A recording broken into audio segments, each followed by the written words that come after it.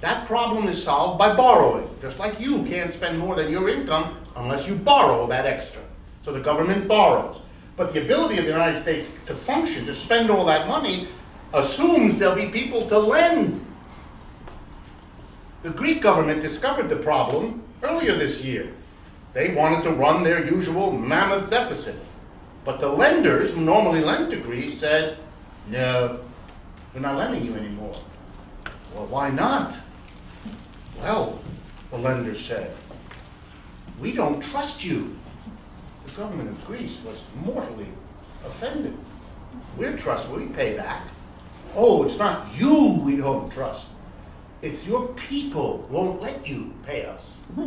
Because a day is going to come when the Greek people say, let's see now, you're taking away the teachers, the hospitals, the roads, in order to pay foreign bankers interest. That's not going to happen. And if you're the Prime Minister of Greece who does that, you won't be the Prime Minister of Greece too long. And we'll throw you out and we'll vote in somebody who runs on the platform, we will not sacrifice Greek children for foreign bankers. A winning proposal. And the lenders aren't stupid. They see it coming. And when they see it coming, they say to the Greek government, okay, you got two options. Option number one, we'll lend you money, but because you're risky, your people might really screw you and us in the bargain, you're going to have to give us much more interest than you used to. Today, right now, bonds on the Greek government, which you can buy on the international market, pay something on the order of 11%. Bonds of the German government, same euro currency, pay 3.5%. Whoa. That's the premium, the riskiness of Greece. So the lenders went and said, you either have to give us higher interest, or you've got to set aside a special fund of money that has no other function in a special account that we will monitor, and it will be used to pay interest and to repay us. And here's how you're going to get that money, government of Greece. You're going to tax your people more and put it in that account. And you're going to cut services to the Greek people. And you're going to take the money you save by not providing services and also put it in that account, and that's going to be used to pay us back. So either you pay us more interest, or you set up such an account, and by the summer of this year, they said to the Greeks, you got to do both those things.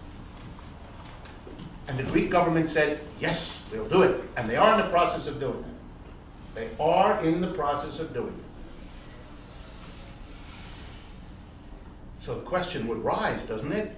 If the United States is the biggest borrower in the world, which we are, the biggest debtor country in the world, which we are, if we're running deficits now in excess of $1 trillion a year, which we are, is it a limitless amount of lending out there? No one's ever going to wonder whether here in the United States there might develop a movement that would look upon the government and say, let's see now, you're cutting education, and you're cutting hospitals, and you're cutting road maintenance, and you're laying off thousands of workers in order to pay off the bankers who you just rescued from their incompetent speculation that forced a deep recession on us. Is that right?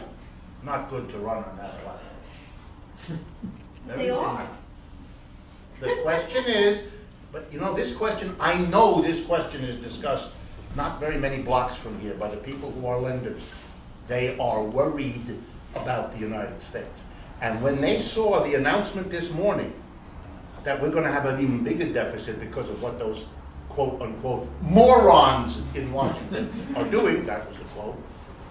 By the way, this is a term for Republicans and Democrats alike. This is not, that's not what they wanted to see. They're getting worrieder, more and more worried about the United States itself becoming what Greece was. And by the way, this allows me to talk a little bit about that because it was one of the other topics. So let me turn a little bit to Europe and particularly to Ireland because of what happened since the last time we met. Ireland is a little different from Greece. Here's the important difference. In Greece, what happened was many, many years of what you just saw in Washington, what we started off with tonight.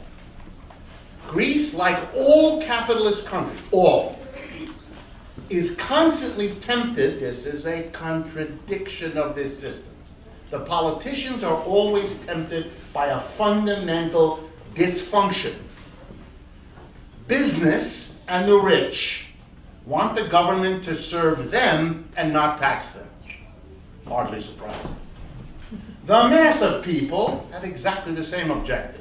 They want the government to provide them and not tax them.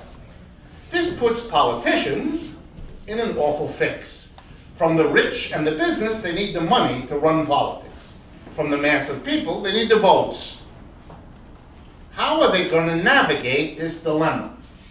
Solution: give both sides what they want, tax neither of them to pay for it, and solve the problem by borrowing the difference.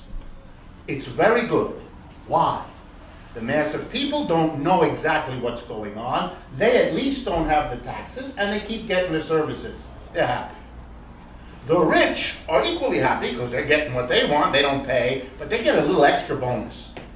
The money they don't pay in taxes is the money they lend to the government for the deficit. That's why rich people don't mind deficits. They win twice. What you don't, if the government wants to get money to pay for its programs, it could go to the rich and business and tax them. It doesn't do that. Instead, it borrows the money from them. At this point, if we had time, I would again play the national anthem. If you can understand what I just told you. A deficit is a service to the rich. I'll give you a calculation, very simple, to illustrate.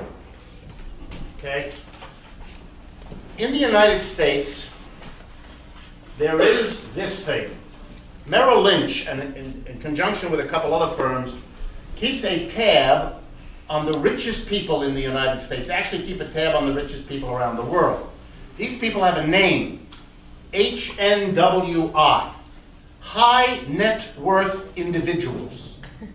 Okay, high net, I didn't make this up. No, I'm just reporting. What is a, by the way, in case you find this sexy, there is a UHNWI, which stands, I didn't make this up either, ultra high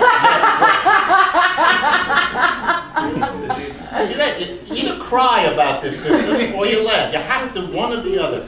If you do neither of them, you need help. Okay, so high net worth individual. What is a high net worth individual?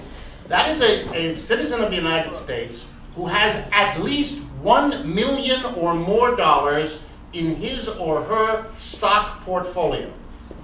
Ultra high net worth is a person who has 30 million or more. That's the difference. Okay? How many high net worth individuals in the United States were there in 2009, the last year for which we have numbers? 2.9 million. In other words, less than 1% of the population in the United States are high net worth individuals. Okay? Just stay with me with the numbers. The total amount of their stock portfolios in 2009 was about $12.7 trillion. Let me make sure you understand. High net worth is only references to your stock portfolio. It doesn't count the house you have, the car you have, the jewelry you have, the art collection, or anything else. Not bonds either. Just your, no, stocks and bonds, your stock and bond portfolio. Okay? This amount, 12.7. So what was the deficit? The amount of money that the government had to borrow to stimulate the economy in 2009. Deficit was about 1.3 trillion. Okay? Total wealth of less than 1% of the population. Total stock and bond wealth, not their homes. Total deficit. So here we go. If we had applied as a nation a 10% tax on the stock and bond portfolios of the HNWI population.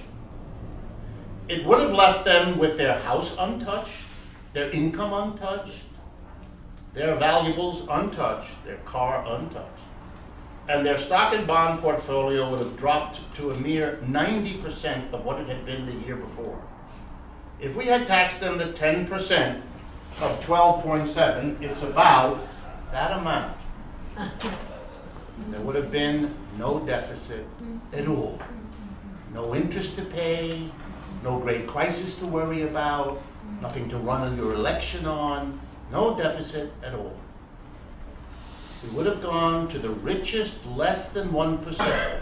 The other 99% of you wouldn't have been touched by this.